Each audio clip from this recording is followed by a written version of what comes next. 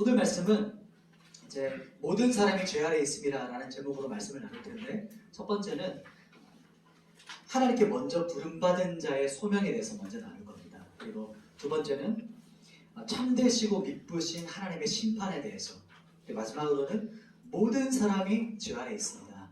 이 세 가지를 여러분과 함께 나눌 거거든요. 혹시 강의 안 받았죠? 이렇게 또 적어가면서 자신의 생각을 적어가면서 이렇게 하면 속으로부터 훨씬 더 좋을 것 같아서 이렇게 한번 뽑아봤어요. 첫 번째 한번 들어가 보도록 할게요.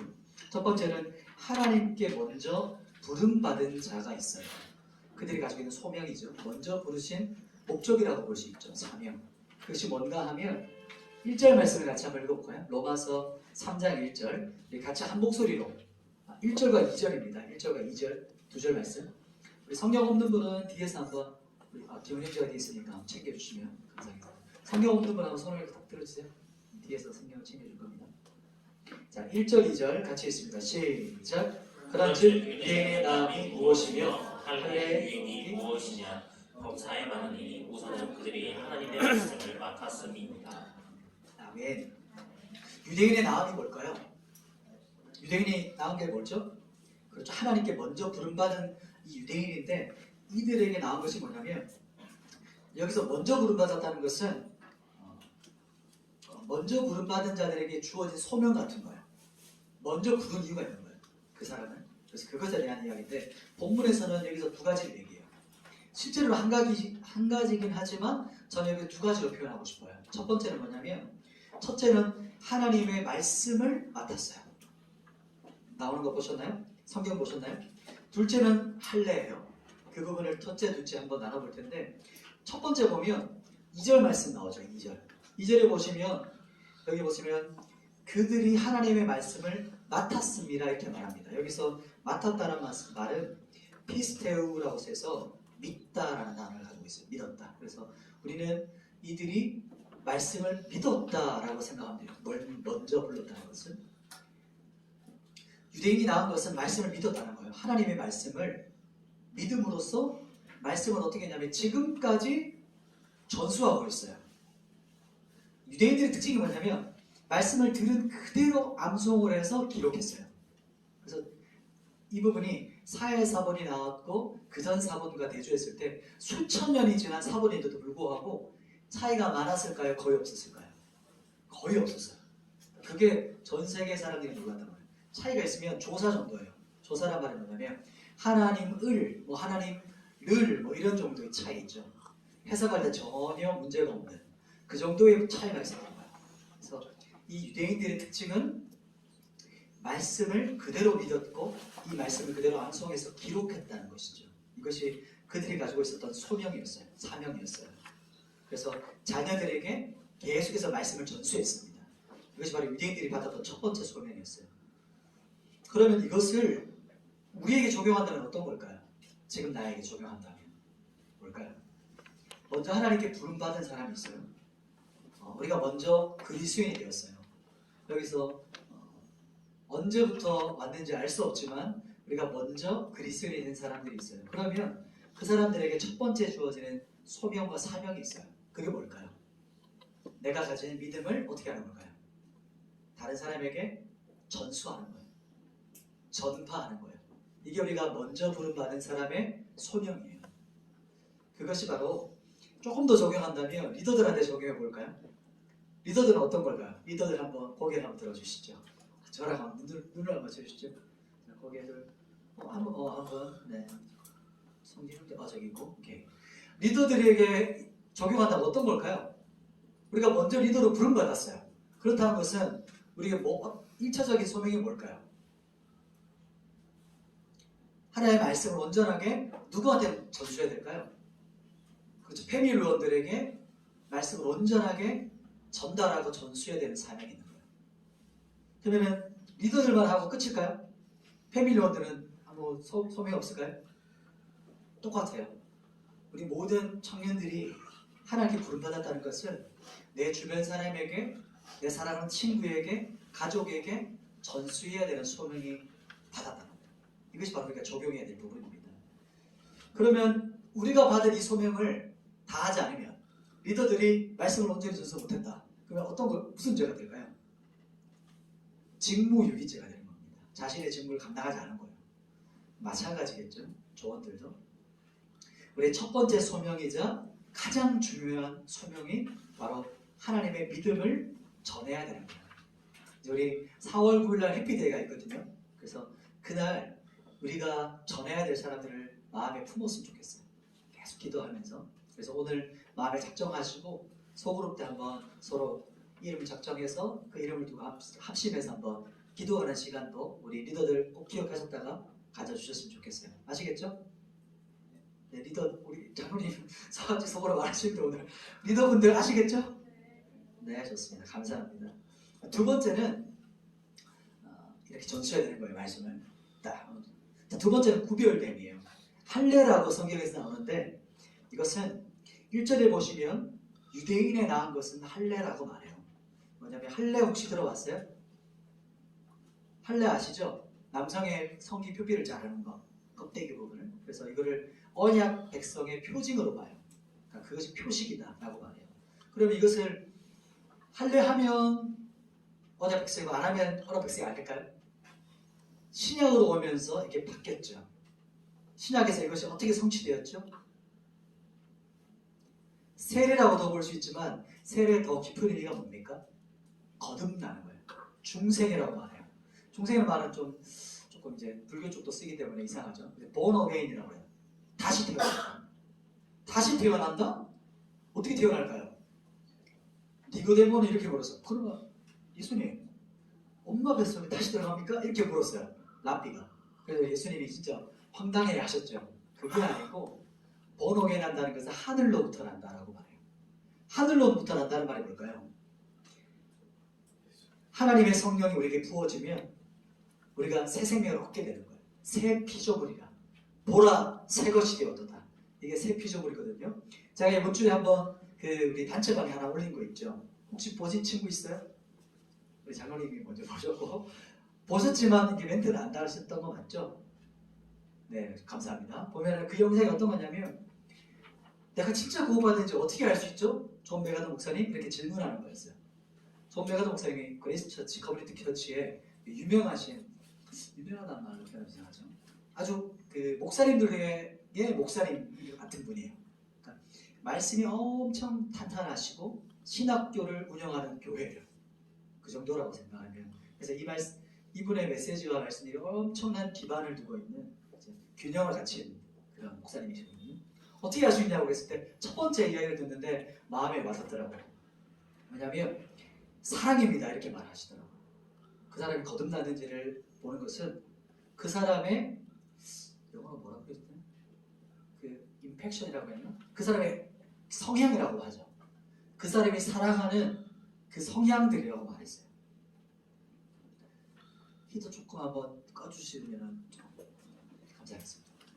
내가 지금 뭘 좋아하는가, 어떻게 바뀌었는가를 보면 그 사람이 거듭났는가, 진짜 구원받는 알 수 있다. 이런 이야기가 나와요. 방금 말했는데 여러분한테 한번 질문해 볼게요. 하나님께 먼저 우리 부름을 받은 우리가 먼저 소명을 받았어요. 할례라는 것이 구별됨이라고 했어요. 우리 청년들에게 있어서 어떤 구별됨이 나타나고 있나요? 여러분 한번 삶을 한번 돌아보시면 내가 있는 그 영역들 가운데 가정에서 또 학교, 학원, 또 직장 또 이 안에 포함되지는 않지만 내가 포함되는 영역들 가운데서 친구들 관계 가운데서 나는 어떤 구별됨이 있나? 나는 어떻게 다른가? 이 뜻인 거죠. 여기서 구별됨이라는 것은 세상으로부터 구별했다는 거예요. 세상으로부터. 구별된 사람의 특징이 뭘까요? 우리는 부름을 받았거든요. 불러냈다라고 말해요. 혹시 교회란 말 들어봤죠? 교회가 헬라어로 뭘까요? 많이 들어보셨을 거예요. 아마. 에클레시아란 말 들어봤어요? 에크, 레시아 이렇게 붙인 말이거든요. 에크와 그 칼라오라는 말이 붙었어요. 왜냐하면 에크는 바깥으로, 칼레오는 부르다라는 뜻이에요. 이 말이 무슨 말이냐면 하나님께서 당신의 백성들을 세상 바깥으로 불러낸 구별된 성도들의 모임을 뭐라고 해요? 교회라고 해요. 그래서 에클레시아라고 불러요. 불러낸 사람들. 그래서 구별된 사람들의 모임이 바로 교회예요. 교회. 그래서 우리가 교회지만 한 사람만으로는 완전한 교회는 아니에요. 이렇게 함께하는 모임이 교회예요. 이해가 되세요? 우리를 하나님께서 불러냈다는 것은 구별되게 부르셨다. 그것을 말합니다.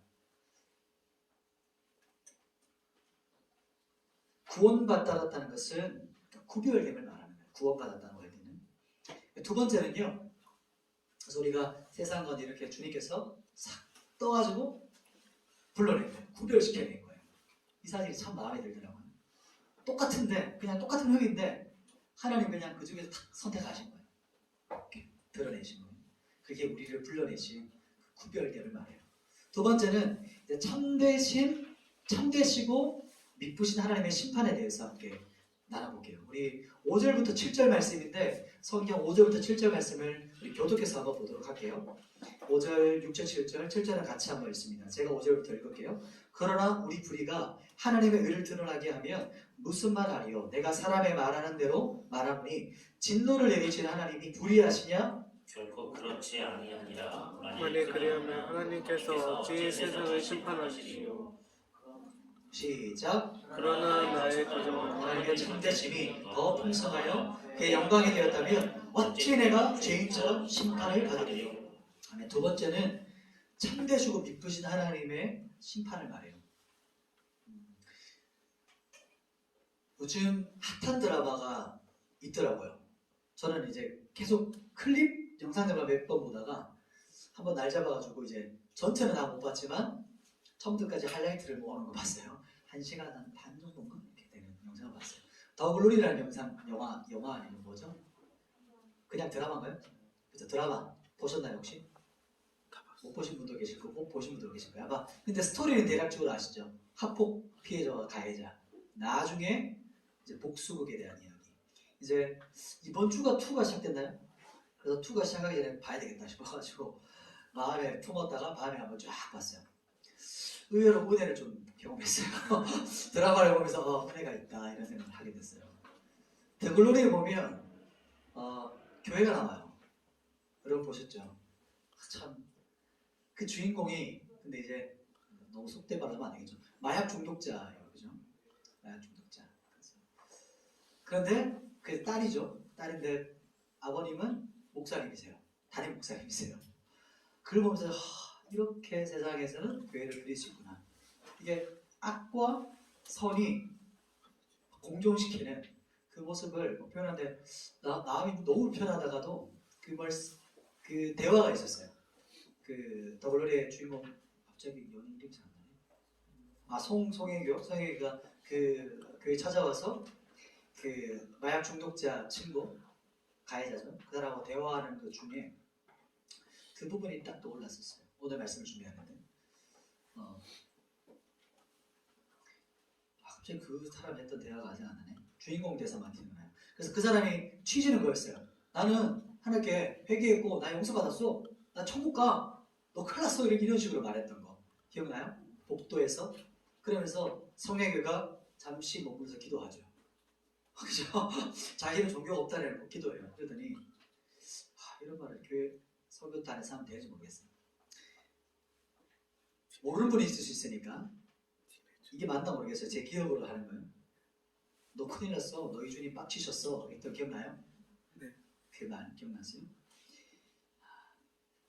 우리 그리스도인이 극단적으로 왜 이렇게 될 수 있어요? 나는 회개했고 나 용서받았어. 죄에 대해서 이렇게 보는 거죠. 성혜교 대사가 포인트가 아니고 저는 그 중독되어 있는 그 사람의 모습을 보면서 우리가 그리스도인들이 좀 오래 살다 보면 죄에 대해서 이렇게 가볍게 여기시구나. 하나님은 용서를 잘 하시고 나는 죄를 잘 짓고 이런 그 무신론자가 있었어요. 철학자가. 그러니 나는 내 전공을 하고 하나님은 하나님 전공을 하십니다. 이 본문이 바로 오늘 5절부터 읽었던 7절까지 본문의 맥락이에요. 무슨 말이냐면 이 성경에서는 조금 어려워요. 우리가 읽을 때는. 근데 쉽게 말하면 이런 거예요. 하나님의 의가 나의 불의 때문에 더 드러나지 않았습니까? 내가 죄를 더 지었더니 하나님의 영광과 의가 하나님의 용서하심이 더 부각됐잖아요. 그러니 나는 또 죄를 짓겠습니다. 왜냐하면 하나님의 영광을 더 드러나게 하려고요. 이런 말을 뭐라고 할까요? 제가 표현하려다가 진짜 이렇게 표현했어요. 진짜 개소리죠, 완전히. 그럴 수 없는 일이라. 사도 바울은 그런 말 안 했지만 딱 이런 말이 떠오르더라고요. 무슨 멍멍이 같은 소리냐. 결코 그럴 수 없다. 왜 그러냐면 방금 제가 예화를 드렸던 그 글로리처럼 자신의 죄를 이렇게 보는 거예요.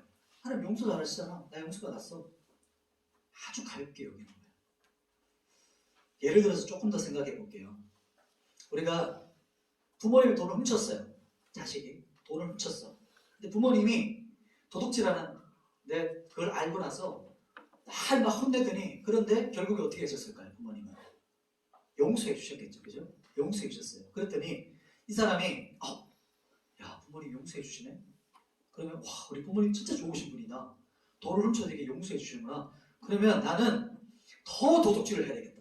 그러면 아버님 어머님이 더 나를 용서해 주실 테니까 우리 아버님은 더 좋은 분이 되잖아. 용서를 더 잘하시는 우리 부모님이 되시니까 나는 더 계속해서 도둑질을 해야 되겠다 라고 하는 말과 똑같은 거예요. 이게 무슨 말일까요? 그냥 도둑놈은 도둑놈이고 그냥 죄인은 죄인인 거예요. 그것이 용서하신 하나님 때문에 자신의 죄와 도둑질이 합당화, 정도가 될 수 없다는 말이에요. 이게 바로 이 조금 어려운 본문이거든요. 해석이. 이 본문의 의미예요. 하나님의 신실하심과 미쁘심은 참되시고 여전하고 동일해요. 그러나 우리 사람은 저런 모습이죠. 조금 양의 탈을 쓰고 나 용서받았어 이렇게 말하는 모습. 그러나 죄인은 그냥 죄인이에요. 우리 죄를 합당화할 수 없어요. 그래서 설사 우리를 용서하신다 할지라도 그냥 죄인은 죄인이고 도둑놈은 도둑놈이에요.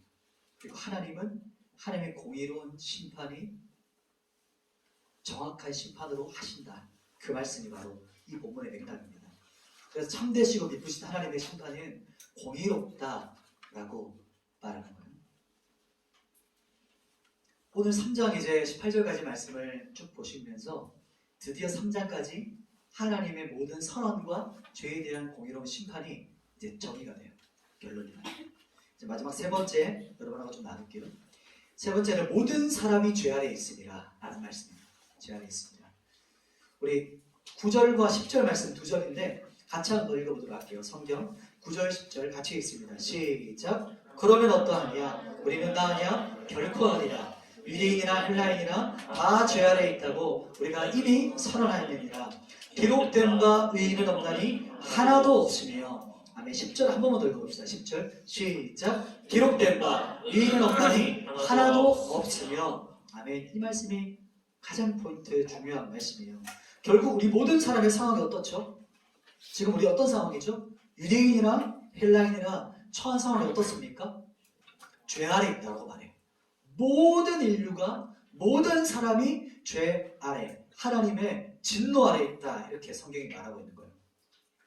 하나님의 공의로운 심판의 그 재판 결과가 땅 나왔다 이렇게 말해요. 모든 인류를 향한 하나님의 진단은 뭡니까? 심판, 진노, 죄인이라는 거예요. 이게 심판 결과예요. 왜냐하면 우리가 방금 두 번 읽었던 말씀처럼 왜 그렇죠? 의인이 이 땅에 있습니까? 없습니까? 의인이 하나도 없다. 그게 1장부터 지금까지 사도 바울이 계속해서 이 유대인과 헬라인들 그리고 유대인들을 끌고 왔던 그 이유예요. 한참 어렵게 끌고 왔겠죠. 분노, 하나님의 진노가 쏟아지기 직전이에요. 왜냐하면 의인이 하나도 없기 때문에.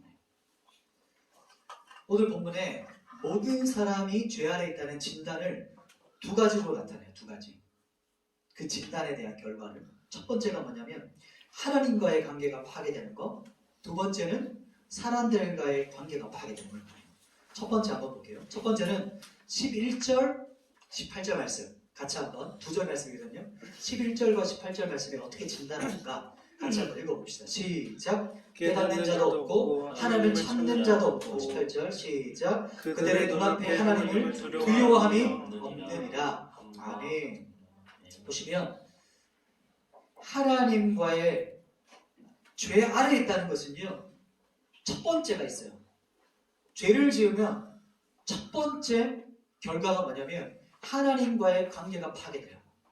예전에 한번 하나님과의 관계가 끊어진다는 표현 했던 거 기억나요? 나무가 뽑혔던 거, 그리고 물고기가 뛰어나가는 거, 기차가 선로에서 벗어나는 모습. 그 사진 기억나는지 모르겠어요. 하나님과 늘 함께 거들면서 교제하고 주님과 대화하면서 다녔던 사람이 있었어요. 누굴까요? 제일 최초의 사람이었어요. 누구였을까요? 제일 첫 사람. 그래서 아담이었어요. 아담과 하와가 주님과 늘 대화하면서 그 에덴 동산을 거느렸어요. 그렇게 주님의 얼굴을 보면서 함께 교제했어요. 그런데 갑자기 하나님의 얼굴을 피해서 도망갔어요. 그때가 언제였죠? 그렇죠. 죄를 짓고 나서 타락하고 나서 첫 번째 있었던 것이 관계가 끊어졌어요. 그렇게 친밀한 관계였는데 얼굴도 못 봐요. 눈도 못 마주치는 거예요.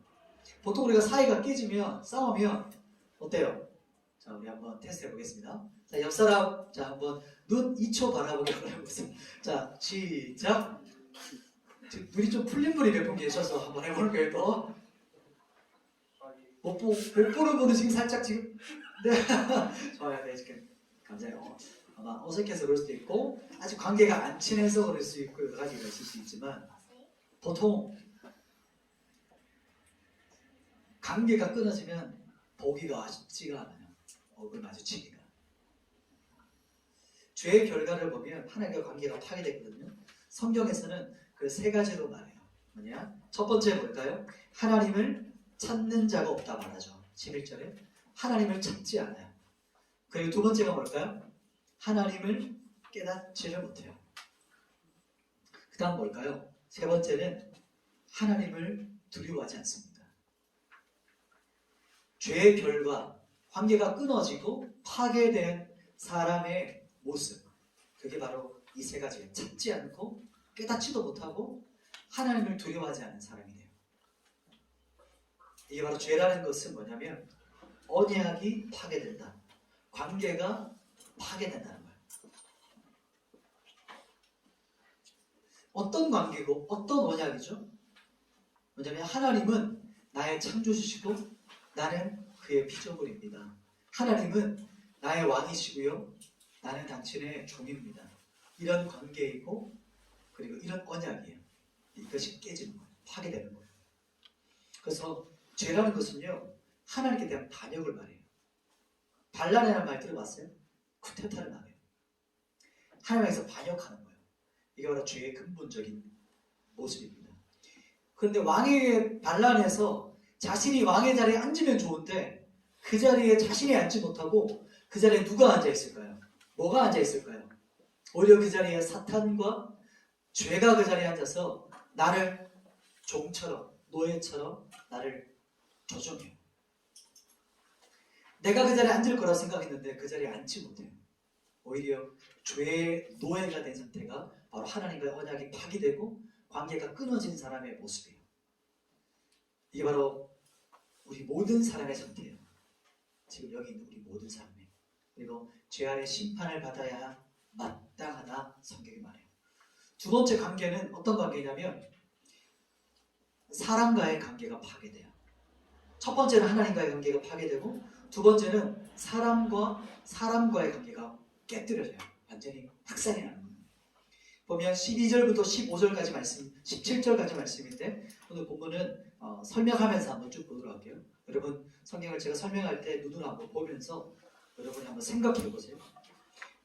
죄 아래에 있다는 것은 하나님 관계가 완전히 박살이 났고 그리고 그로 인해서 또 사람과 사람끼리 관계도 깨어져요. 자, 뭐 태초에 일이 있었던 거 기억나게 해보세요. 제일 첫 인류 아담이 하나님을 도망쳤어요. 그리고 나서 아담과 하와의 관계가 어떻게 됐죠? 그전에는 아담을 맞이할 때 와우 막 소리를 지르거든요. 막 항원에서 넘쳐났어요. 하나님 나에게 주신 나의 뼈요, 나의 또 다른 나야 이렇게 말했는데 지금은 뭐라고 말하냐면 죄를 짓고 나서 저 여자가요 이렇게 말해요. 그 여자, 저 여자 이렇게 말합니다.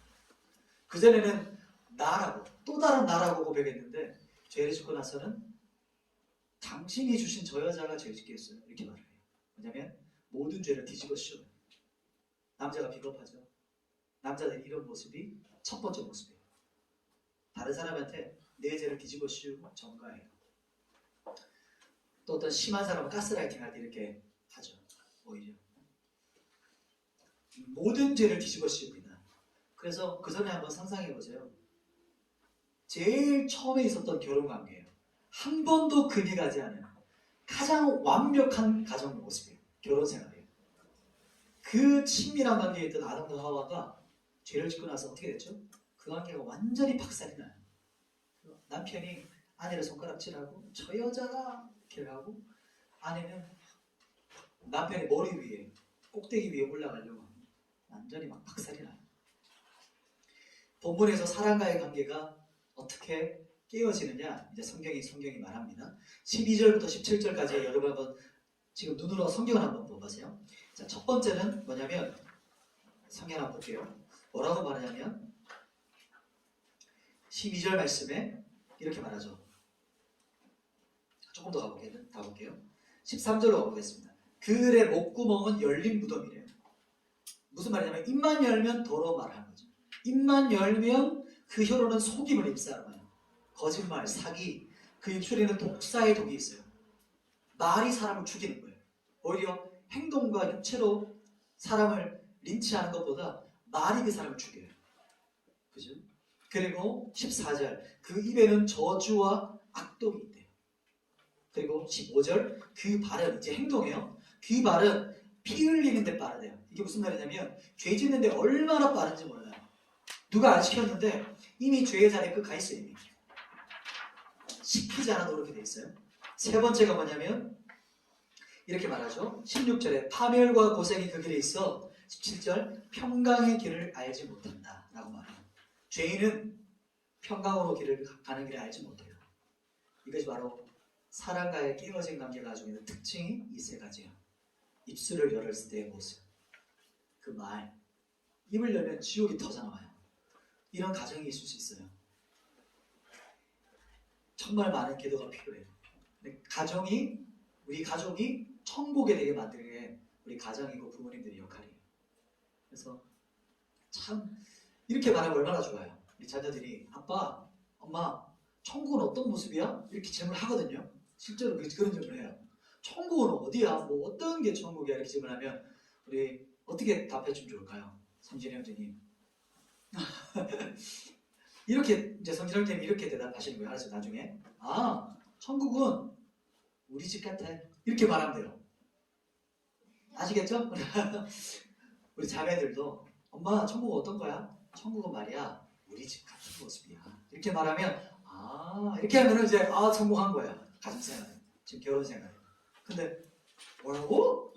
오히려 질문하면 이제 다시 한번 가정을 다시 한번 기도가 많이 필요한 거죠. 이해가 되세요? 그 가정 안에 지옥이 풀어지는 가정이 되지 않도록 기도하기 필요하고, 두 번째는 사람과의 관계가 깨어지면 죄를 짓는데 사람이 얼마나 빠른지 몰라요. 손과 발이 이미 아무도 안 시켜도 하고 있어요. 마지막 세 번째는 평강의 길을 알지 못해요. 여기까지가 모든 사람을 향한 하나님의 진단 결과예요. 우리가 로마서를 시작한 지가 우리 벌써 한 1월 달부터 시작했으니까 먼 길을 우리가 달려왔어요. 지금 우리 3월이죠. 1월, 2월, 3월 둘째 주까지 여러분 계속 죄에 대해서 여러분 계속 정죄를 받고 심판을 받았어요. 쉽지 않으셨죠, 그죠? 여기까지 달려오는데, 그죠? 쉽지 않은 길을 달려왔어요. 모든 사람이 죄 아래 놓여 있다. 성경이 마지막 결론이 18절까지 혹은 이제 20절까지 모습을 바로 진단해요.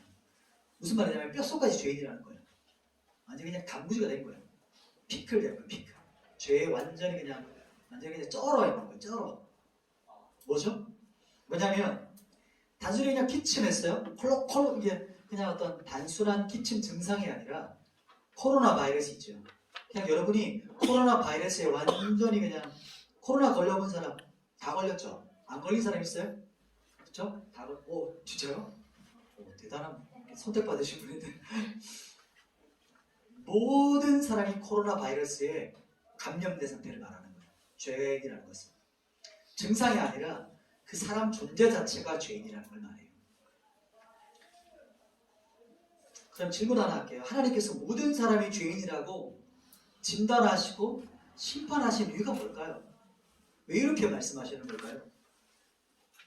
단순한 정죄가 아니에요. 왜 그럴까요? 야, 너 이제부터 너희 끝장났어. 너희 다 그냥 다 지옥행이야. 이렇게 해서 끝나셨을까요? 그걸 위해서 하나님께서 이렇게 진단하셨을까요? 이렇게 심판하셨을까요? 우리 하나님 그런 분 아니세요. 왜 이렇게 진단하셨냐면 코로나를 백신이 있기 전까지는 어땠죠? 분위기가 걸리면 다 죽을 것 같이 많았거든요. 큰일 날 것처럼. 그리고 코로나 누가 걸려오면 그 사람 죄인이 되는 거였어요. 진짜 분위기가. 직장이라든지 이런 분위기가. 근데 언제부터 분위기가 전환되어져 갔어요? 왜냐면 코로나 백신이 나와서. 그 전까지는 너무 막 두려운 거예요. 이걸 어떻게 치료하는 치료제가 없다니까. 여러분 죄인을 치료하시는 단 하나의 치료제가 있어요.